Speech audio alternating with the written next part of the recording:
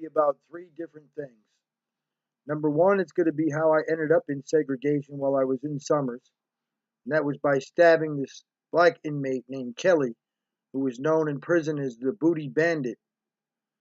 He had raped this other kid a few weeks earlier, right in my block.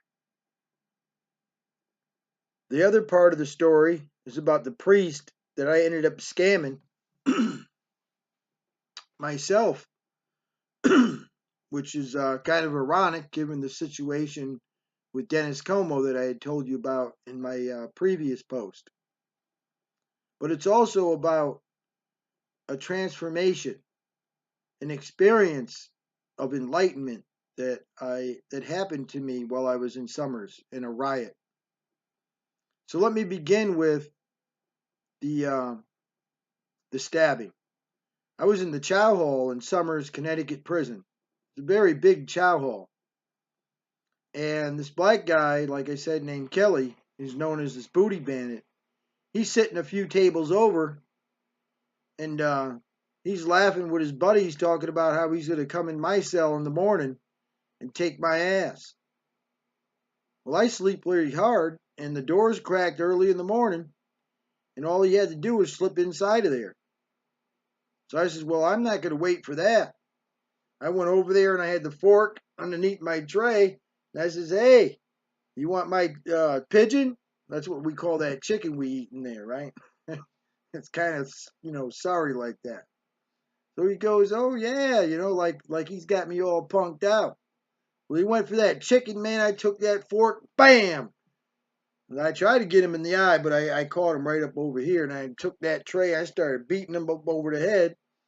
Well, they took me out of there, and they threw me into solitary confinement, which, is double doors, quiet in there. I ended up going to sleep. I had nothing but a coarse wool blanket, and there's a puddle of piss right in the middle of my floor. I got no toilet paper. I got nothing to clean it up with. And I woke up after having this dream of Armageddon. And it was so real I can still see it today. But it was a strange dream, man. This is alienistic soldiers of God. And they were coming over the earth with these like automatons with flamethrowers. But they were special flamethrowers. They were burning everything up in their path. And humans were caught in the middle and they were running and screaming and boom, boom, zap, zap, zap. They would just set on fire. And all of a sudden, I went from looking at this situation from outside, like I was on the moon, to being one of the people that was there. And I'm running and I'm running. And I'm scared, because I know sooner or later, zoop, they're going to zap me and I'm going to turn to dust. And I woke up and I'm in that room and I'm freezing and I have that coarse wool blanket and there's piss on the floor and I'm looking at the walls and they're full of this strange uh, artistic artwork, like women with exaggerated genitalia and breasts and, all this scatological type of graffiti. There's a sign that says exit here with a cross upside down towards the toilet bowl.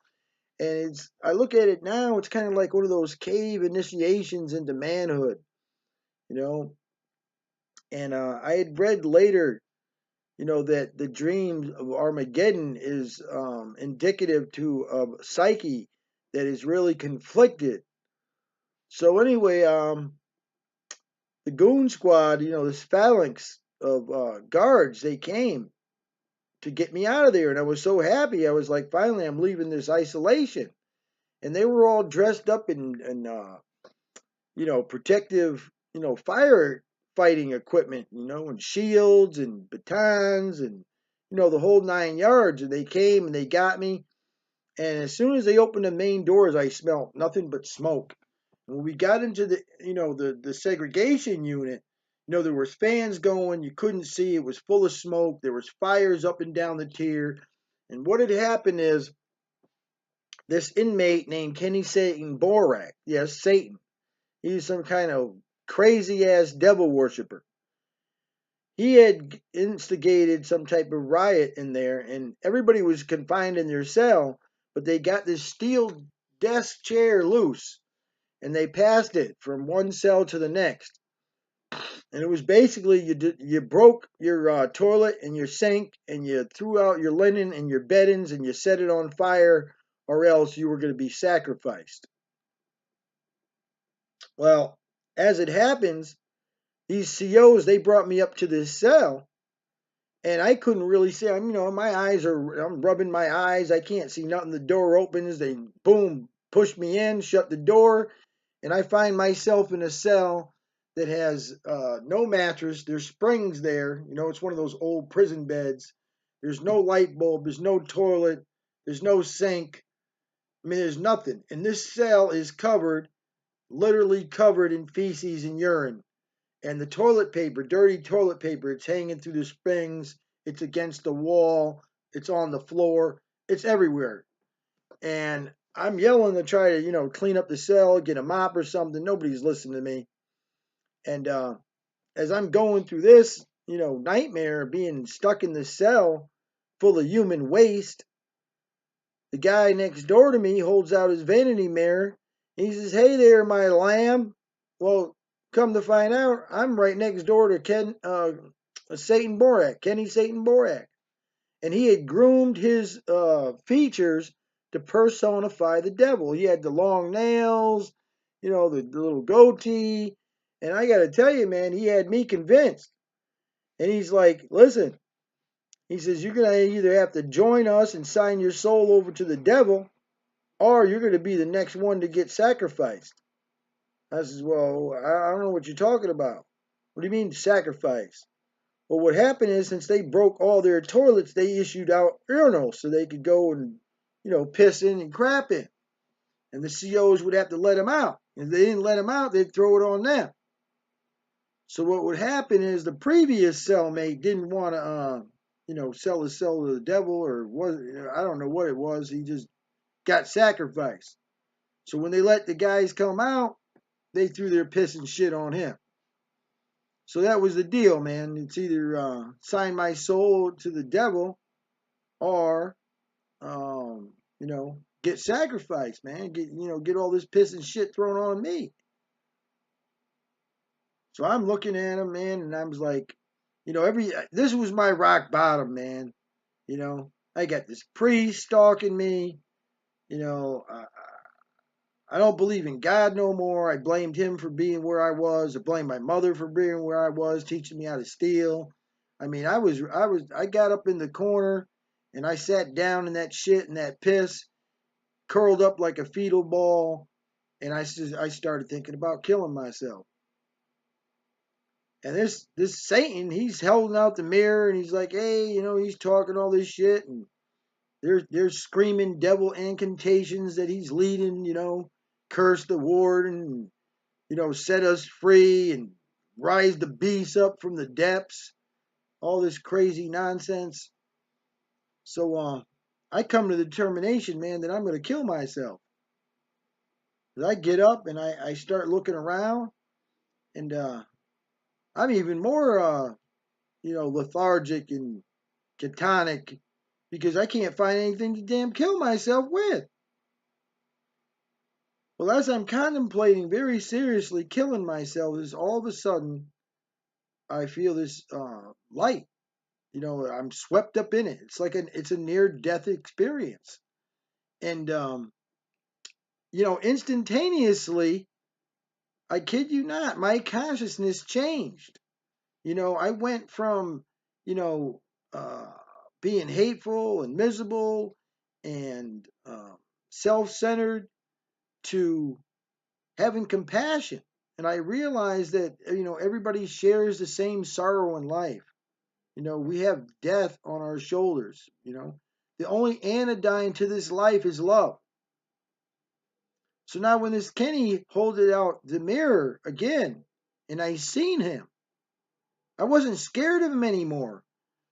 What I seen in my mind was him as this boy being abused.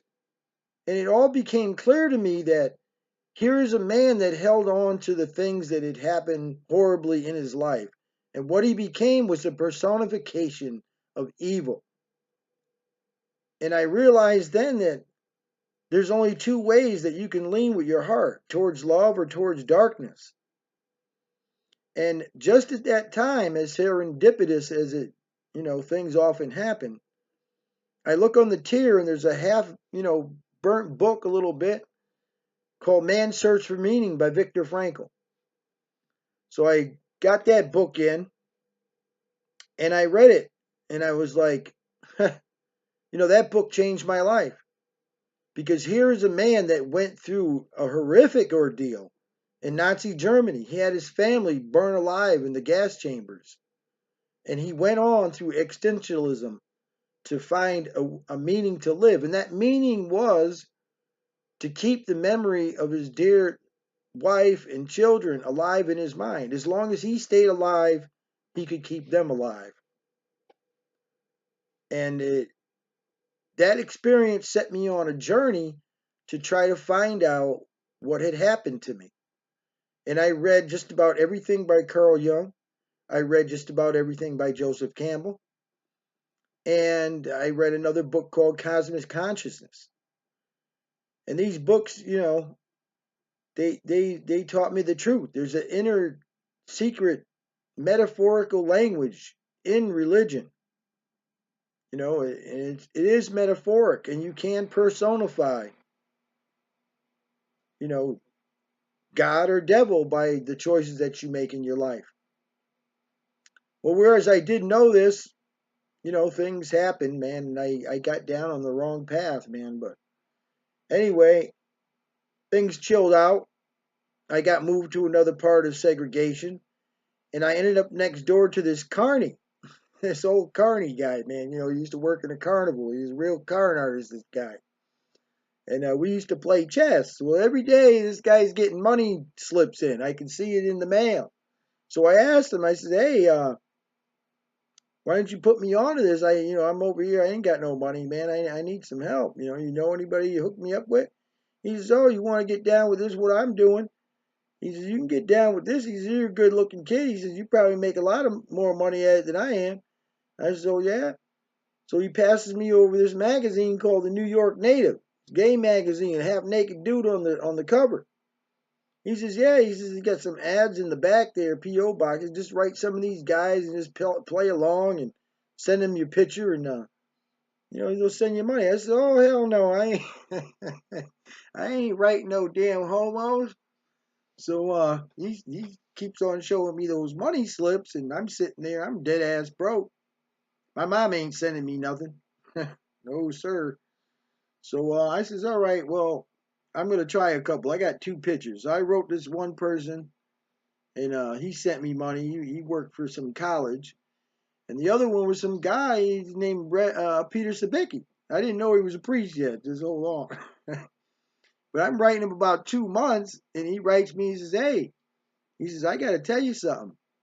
He says, now that I'm feeling a little bit close to you, he says, I've been a priest for 20 years, and I'm also looking for a master-slave relationship, and I want to be the slave. Yeah, Peter Sabicki out of Wallingford, right? But I didn't know this at the time where he was. All I had was a P.O. box in New Haven. So I said to the carney, I said, man, what am I going to tell this guy? I don't know what to tell this guy. I ain't know nothing about what the hell he's talking about. All I know is he wants to be a slave. I'm thinking, well, all right, maybe you can send me some money. Can I just tell him to send me some money? He's like, nah, it don't work that way. He says, you're going to have to break it in. He says, I'm going to help you write the letter. I'll tell you what to say. So he told me some of this sick ass stuff like, spank him with a paddle and piss on him and let him hold my thing while I piss and just a whole bunch of, I'm thinking, man, here's another damn sick priest.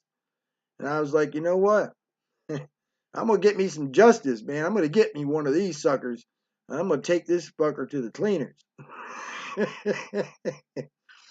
So I got transferred up to Maine somehow or another. I don't know. This guy was just a born fool. I don't know how he didn't know I was in prison. But anyway, I called up my mom. I says, Ma, listen here. I told her about the priest. She says, that sick motherfucker. I says, well, you want to make $1,000? She says, how? I says, we gotta call him up and just act like you're the mad mother. And, you just tell him that, I left out of school and now you got to pay all this money. We get him 10,000. 10,000, she says. He ain't gonna send you no 10,000. He's a priest. Ain't he poor? I says, poor, my, he ain't no poor. He says his aunt died or something, left him all this money. So we were on the phone in the Maine State Prison, and I'm listening. My mom calls up, and she says, "Can I speak to Father Sabicki?" He says, "Yeah." And this guy had this pitiful voice, right? And I tell you what, he looked like a troll underneath a bridge. And he sent me a picture I'll never forget in my life. So my mom goes, "Is this Father Sabicki?"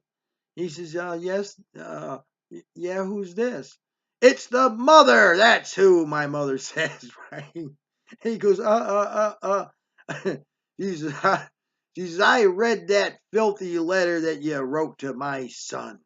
She says, "And I'm coming down that church this Sunday, and I got a confession for the whole congregation." A matter of fact, I'm writing to the bishop, the pope, everybody. I'm letting them know what type of sick priest they got working, preying on my son, blah, blah, blah, blah, blah, blah. This poor guy, well, I don't feel a bit sorry for him anyway, to tell you the truth. But anyway, he's like, "Oh, please, ma'am, is there anything I can do? I've been a priest for 20 years, blah, blah, blah, blah, blah." Mother says, "Well, I don't think you got $10,000. I'm going to have to pay all this money to get him back in school and this and that." He says, "Oh, anything, ma'am." He says, "Anything. I just want to make it right." So he sends the $10,000, right? $2,500 money orders. I never forget he sent me. I think it was 85 or 86. So I get the money orders, and true enough, man, I take two of them money orders and I put them in an envelope and I send them to my mom, right? Well, as soon as I get done doing that, man, I didn't even go to chow hall. I ran down to the rec room, got on the phone, called my mom up. I says, "Ma, I got the money." And I says, "I sent you yours." She says, "Well, how much did you send?" I says, "I sent you $1,000. She said, $1,000? That's all you sent me? You got all that money and that's all you're sending?" I says, "Ma, that was the deal." She says, "Yeah, but I didn't really think you'd get all that money." She says, "You could have sent me more than that, $2,000, $3,000 at least." I says, "What are you talking about, Ma? You made one phone call. I've been writing this sick fucker for 6 months." Well, she goes, "Yeah, well, you know he's good for more, right?" I says, "Yeah, that's what I was thinking. I was thinking we could get him for another 5,000 or 10,000. She says, 5 or 10,000? As fast as he sent that money, he's good for 25, 30, maybe even 50. I says, "Ma, don't be ridiculous." I says, "He's not going to send that type of money. We'd be lucky if we get anything more." I says, "Let's just go for another 10,000 and we'll split it." Right? So this is the way it went, right? I'd call him up and I'd be like, "Oh, my slave, I'm so sorry if my mother never found that letter when I went down to visit her before I came and seen you. You know, she wouldn't know and we'd be having sessions right now." And he'd be like, "Oh, master. Oh, that woman. She called me again today.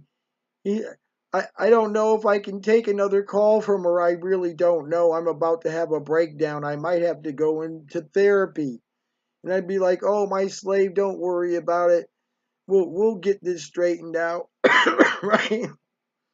So anyway, I call my mom, and she's mad as hell. She's like, "That motherfucker, he won't give up a dime more."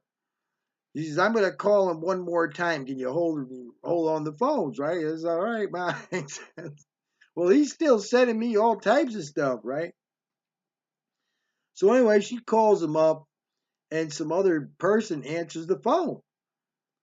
And he says to my mom, he says, "Listen, this is being recorded. I'm with the FBI." And I'm like, "Oh shit, man." The phone's like hot in my hand. I'm thinking, nope, she pushed it over the limit. And now I got me a case, right? And what I didn't tell you is, once those two started writing me and sending money, and I seen that money roll in, I ended up writing to everybody in that magazine and then some. I mean, I had like 30, 40 people sending me money. I'd tell them whatever they wanted to hear. Whatever type of sex they were into, I didn't care. I had a typewriter with a memory in it. I'd type the same letters, just change the name. I'd tell the same story, just switch it up, whatever they want to hear. So anyway, guy says, yeah, he's with the FBI. And Father Sabicki isn't here anymore. And I'm like, holy shit. Now I'm going to get another bid. Well, my mom goes after a little while. She says, well, you ain't with no FBI. She says, if you were with the FBI, you wouldn't be telling me now, would you? She says, I know who you are. And he goes, well, who would that be, ma'am? She says, you got to be one of those blow boy priests. You're probably the one that's doing Sabicki. She says, you put him on the phone right now, or I'm going to go to the bishop. Well, he hung up the phone. They wouldn't answer no more, right? So about a few days later, man, they called me down to the warden's office, Warden Costella, lieutenants, and the whole 9 yards, man. They had them all dressed up, and they said, "Listen, Mr. Smith," they said, "ever since you've been here, you've been scamming. You getting all this money through the mail from all these people. This thing with the priests." They said, "If you don't want to be on the next bus smoking back to Connecticut, you better stop what you're doing." And I was like, "Hey, I'm done. I'm done. I'm over and done." By then I bet about 30 grand in the bank, and I'm doing my woodworking. So I left that alone. Well, I get out, and I'm in Hartford. I was in a bar, had a few drinks, get out, get a pack of cigarettes, and I'm waiting there to cross the street, and I look in the car, and there he is, man. It's him. I never forget in my life. Like I told you, he looked like a troll on a bridge. He's driving a Chevy Malibu or something like that. And I knocked on the window, and he looks up, and I go, "Are you Father Sabicki?" He goes, "Oh, Master." I jumped right in the car. I was like, "Where are you going?" Well, I didn't ever knew where this man really lived. All he gave me was a P.O. box in New Haven. So he says, "Oh, I'm going back to the church in Wallingford." Right? This fool tells me everything. I said, "Well, I was going to New Haven." I says, "I'll ride along with you." So we get to this church in Wallingford, and there's a house adjacent to it. Big old house. Maybe 10 rooms in this house or more. There's a refrigerator, man, and I never seen a refrigerator bigger in my life. It's got double doors, opens like this. Man, it's stacked with food. He says, "Well, help yourself over here in the living room," right? It's got this little den with a bar. I was like, these priests, man, they living high on the hog. They got 2 nuns that share a room downstairs. They do all their house cleaning for them. There's another priest that lives there with them, and they both got new cars. And he says, "I just got to go up to the church office for a little minute, and I'll be right back down. Make yourself comfortable, Master." Right? So I says, "All right," but I don't trust him. I don't know what he's doing on this phone or what he's doing in that office. I don't know what's going on. Maybe he's got a setup going on. So I sneak up there and I hear him talking to somebody on the phone about how he has to go to the hospital and get this lady to leave everything that she owns to the church. She's about to die and got to bring some flowers over there. And that's when the whole scam came up to me, man. I says, that's what they're doing, man. That's why they got these priests in the hospital.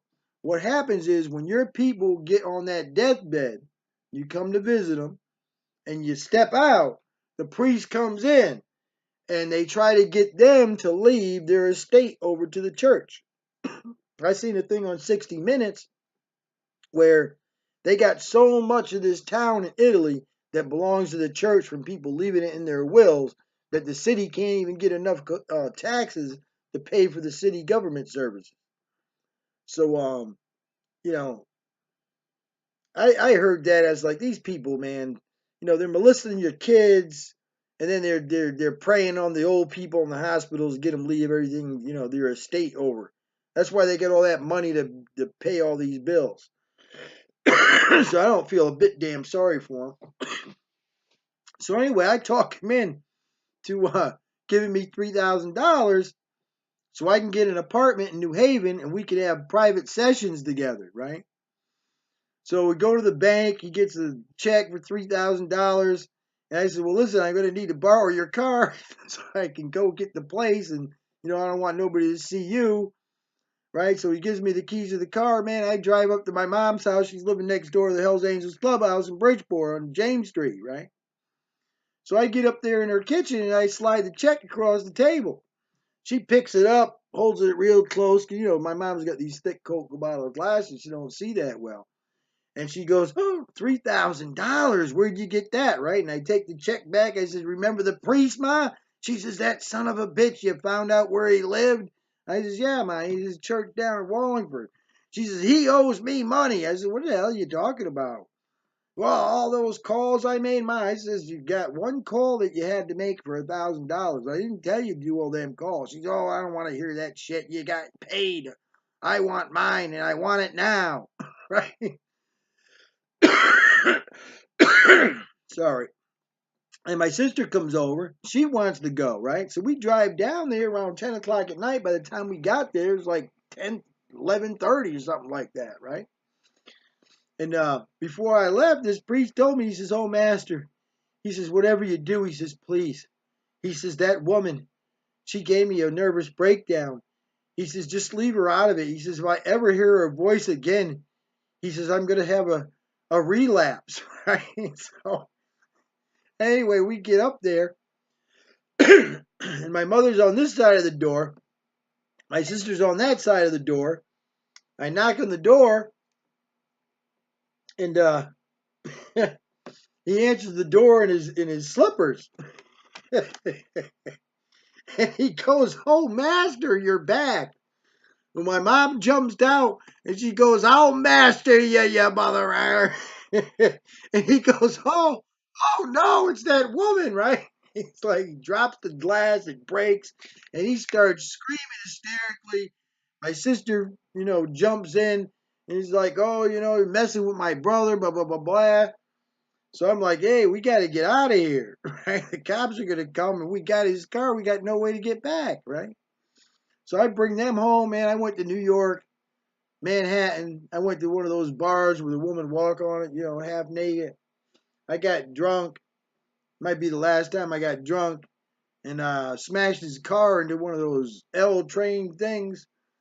And that was the last of the Father Sabicki. So yeah, yeah, I've had a crazy life, man.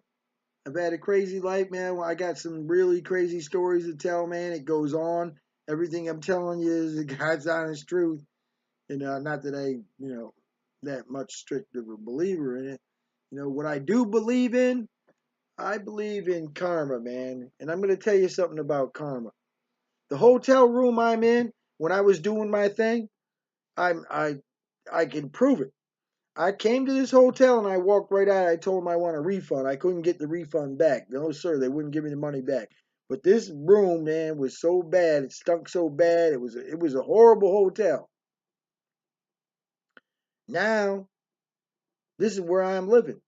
And I didn't know I was going to be here.